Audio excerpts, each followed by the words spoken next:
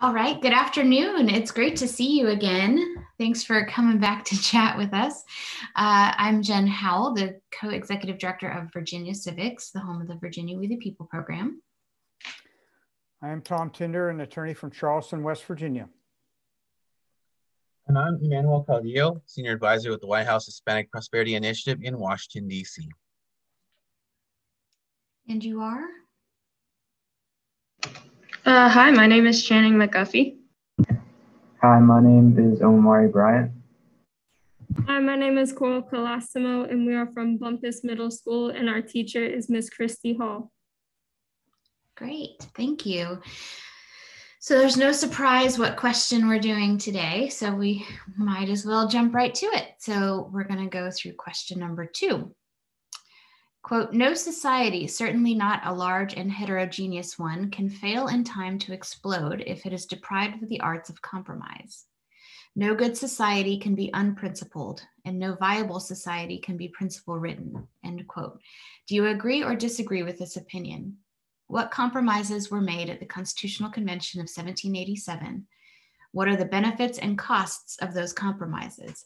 How would you distinguish between someone who is unprincipled and someone who is principle-ridden? Whenever you're ready, you can start.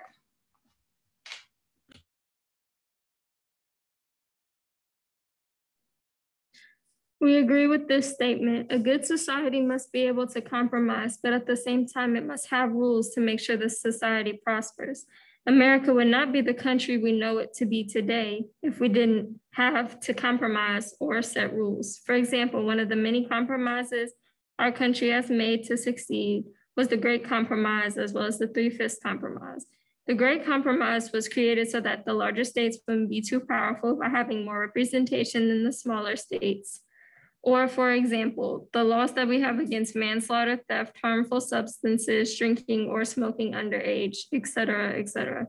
Even if people have broken these laws, there are punishments for the crime depending on how big the crime is.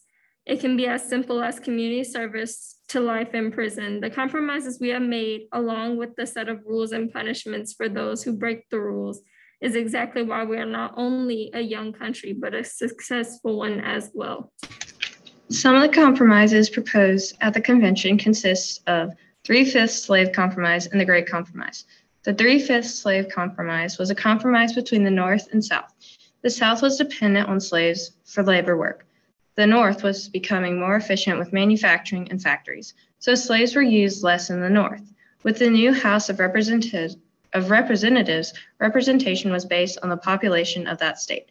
They came to the compromise that slaves count as 3/5 of a person. With the new government, states wanted to be the most powerful as possible so they could lead the House of Representatives. The Virginia plan is a plan on which the government has a lot of power. It is split into 2 branches, the Senate and the House of Representatives.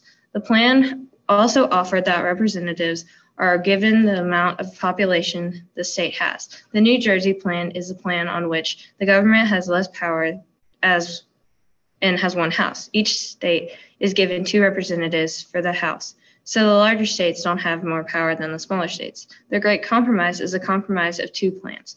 The compromise proposed a strong national government and 2 houses, the Senate and the House of Representatives. The state of representatives is based on the population of the state.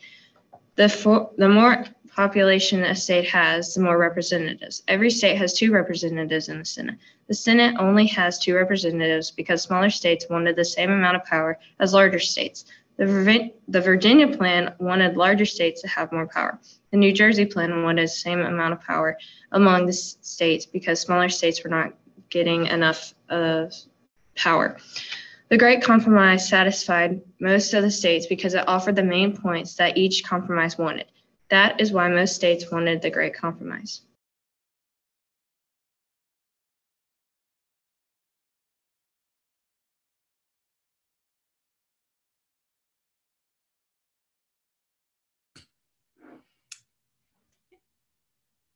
Do you guys have more to your opening?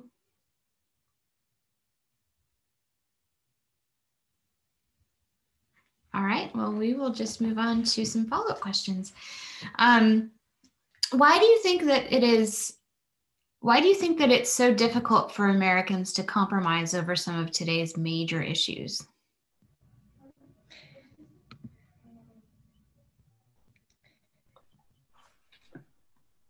Oh, I was on mute. I'm sorry. What did she say? I'm sorry. I don't know if I'm able to interrupt, but there were some technical difficulties. And I would love it if one of my students could just express what was going on. Absolutely. I can reset the timer for 1 minute because that's where we were at. Yep. Okay, so I'll go back and reset. Perfect. All right. Okay. I'm so sorry. I thought that I pressed unmute. Totally fine. Deep breath and then whenever you're ready. The benefits of the Three-Fifths Compromise are how it affected the South's representation in Congress, because the South got more people to count for a population. That gave them more power, that gave them more electoral power in Congress than if slaves had just been ignored. The cost that the northern states got less power based off of representation. The Great Compromise had its costs and benefits as well, considering the smaller states got equal representation in the House of the Senate and the larger states received proportional representation in the House. The Great Compromise resulted in the Senate having 2 senators from each state, whether it was small or large.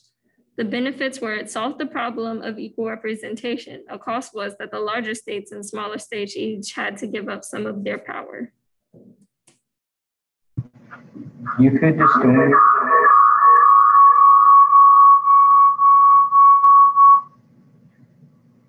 distinguish between someone that is unprincipled and someone who is principle ridden by whether or not they go against or are strictly by rules. Someone who is against rules is unprincipled. One example would be the not following COVID-19 standards and by not social distancing and having masks on while they have a giant birthday party for one that they love. One example of a person who is principle ridden is someone who would follow the rules at all costs and would not have any slip ups within the rules. One example of this would be a severe storm is about to happen, but people are gathering into a storm shelter. A few more people could fit, but because of COVID-19 and social distancing rules, the principle-ridden people would not let them in due to the rules that they're told to follow.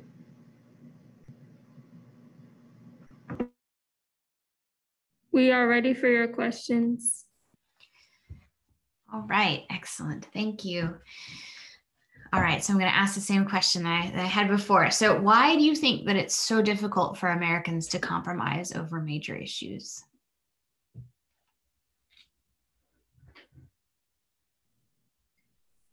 I believe that it's hard to compromise because we all strongly have beliefs. We have very strong opinions, and when we don't like what somebody else's opinion is, we tend to shut them out because we as people think, well, my idea is better.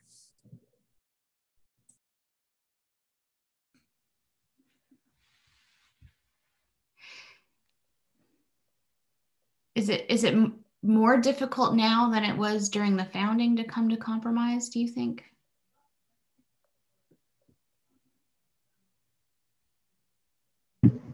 I think it is more difficult now to come to compromises than it was back then, just because of the number of different opinions people have and how you have a bunch of people who will strongly disagree if they don't get what they want, and with more people disagreeing, that just causes way more problems. I'd like to ask a question about another compromise that was reached back there in 1787 when the Electoral College was set up. And today, the Electoral College, there are some changes being considered, or changes being proposed, I should say, in the Electoral College. One change is to make changes in how Electoral College votes are counted. And another change is to perhaps do away with the Electoral College and have presidents elected by the popular vote. what is your opinion of making changes in the electoral college process? And should changes be made, though? Why or why not?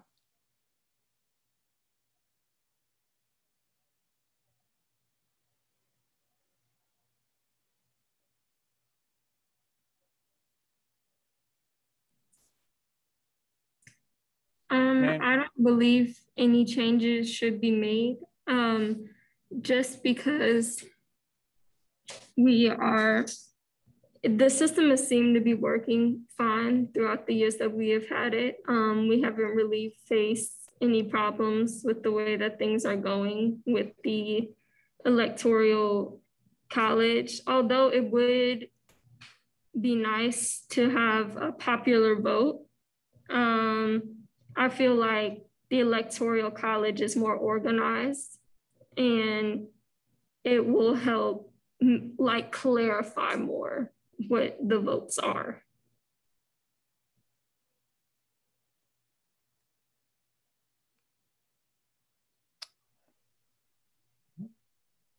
I'll go with the next question here.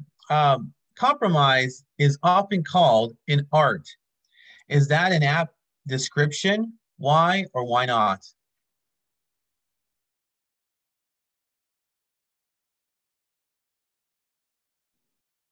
Excuse me, could you please elaborate on that? No problem. So let me repeat the question. Compromise is often called an art.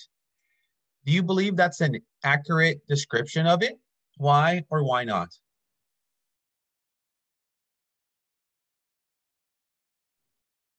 I believe it is an art because to compromise, it takes a lot of skill. When you hear the word art, you think about the artist and the skill that it has to paint the picture.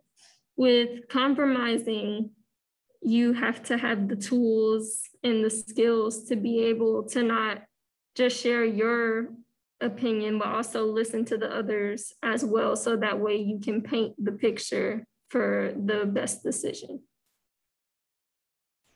Also, to elaborate on what Coral is saying, I agree that it can be like a work of art because art can be beautiful and it can be beautiful to see people to come together and work together.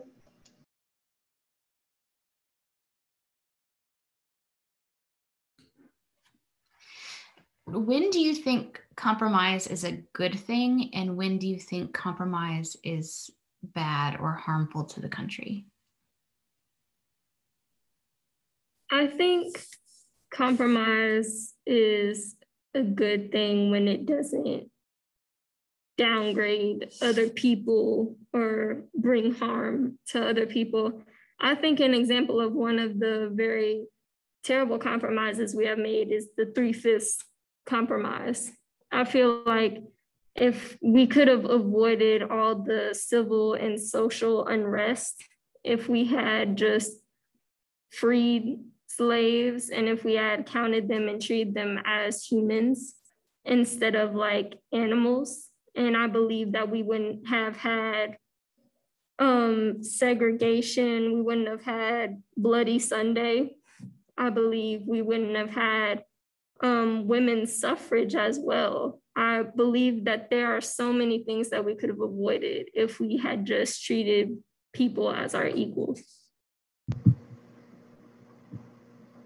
I would like to add on to what Coral said by saying compromises would be good in most cases, unless it's just to try to get rid of the overriding problem. Like Coral said, instead of like just getting rid of slavery or getting rid of one problem completely, you want to come to a compromise just to stop it or make some people not have that big of a problem with it anymore, instead of just taking out the entire thing. You talked about people who are unprincipled or people that are principle-ridden. Based upon the definitions that you gave and the examples that you gave, would you please give us your opinion about a national figure, past or present, who was unprincipled or principle ridden, and why you feel that way.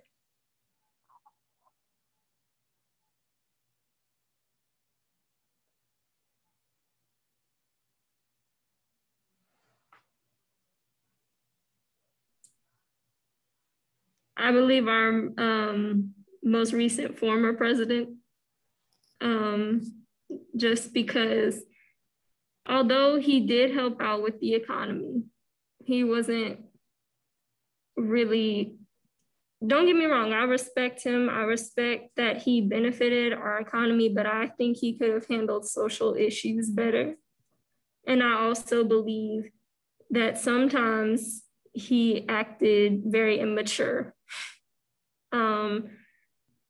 For example, saying that the votes were like faked and that Joe Biden didn't win because the votes didn't count and they were sent out ahead of time. I also believe that, you know, what happened with the Capitol was crazy, and it was very just immature all around. And I felt like it could have just, it was very unprincipled and a mess.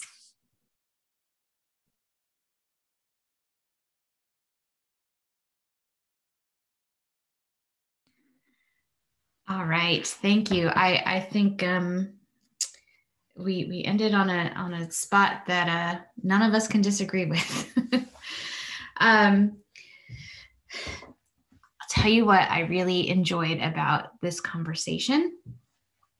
I really loved that whenever any of you answered a question, you said, I think this because, and you gave us a reason why, and you gave us an example why you thought that way. And that shows us that you're not just forming opinions because, you know, someone else thinks that way and you think you should think that way, but you've actually, you know, you've thought these things through and you've formed opinions based on evidence presented to you.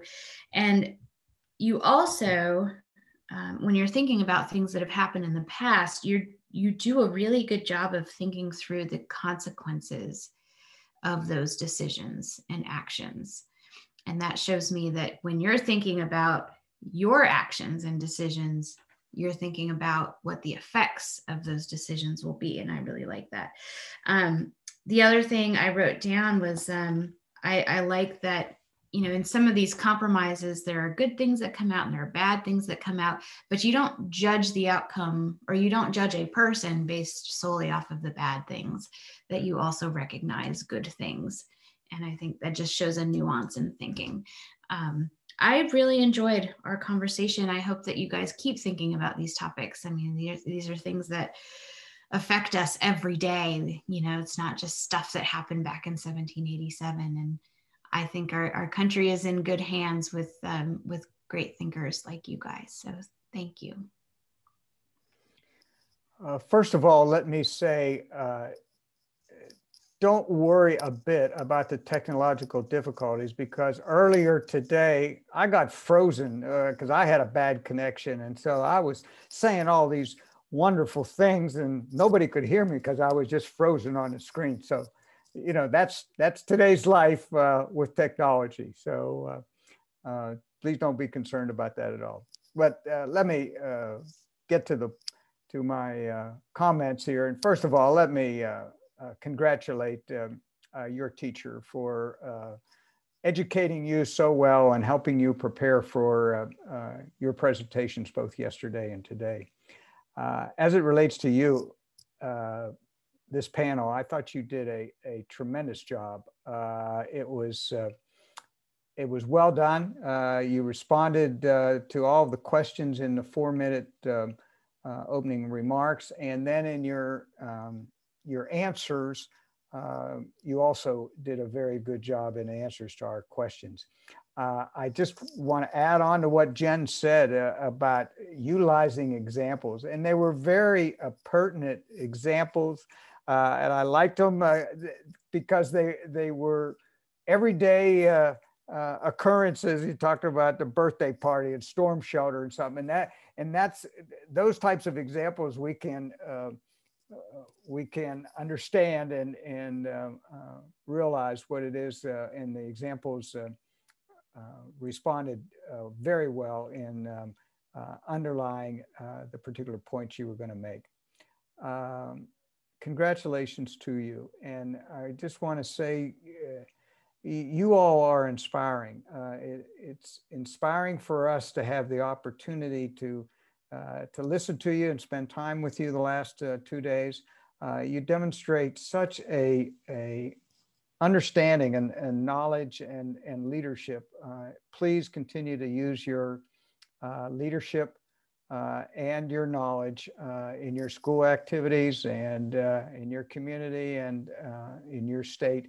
And if you do that, then we're going to have a bright future in our country. Congratulations to you. Thank you very much. And we wish you the very best. I'd like to commend you on a great presentation. And I have enjoyed your perseverance, you know, even in regards to that when we restarted, we went back on track to what you were doing and completed your presentation strongly. So that takes a lot of skills. Sometimes it, you know, even professional worlds, when those things happen, sometimes, you know, we're like, oh no, and we crawled it in, but you guys didn't. It's like you took up from where you were at and you sprinted strongly to the finish. So I commend you on that. I also enjoyed our conversation. I thought thank you so much for sharing your opinions, and thank you so much for just as Janice mentioned, you know, you said you presented your opinion, what you thought, and then backed it up. And that's always important. And so I commend you to continue practicing that. That's something that you know, we need more of, to be able to share more of our opinions, more of our insights, to be able to have that discussions, to be able to do compromises on the different issues that we face. And it's something that as you reach to voting age, these topics will be looking over even then. But I'm so glad you guys are all starting early to be able to learn about these important issues like compromises and civic debate and so forth. And so I commend you on that. Keep doing this, and I wish you the best of luck. Thank you so much.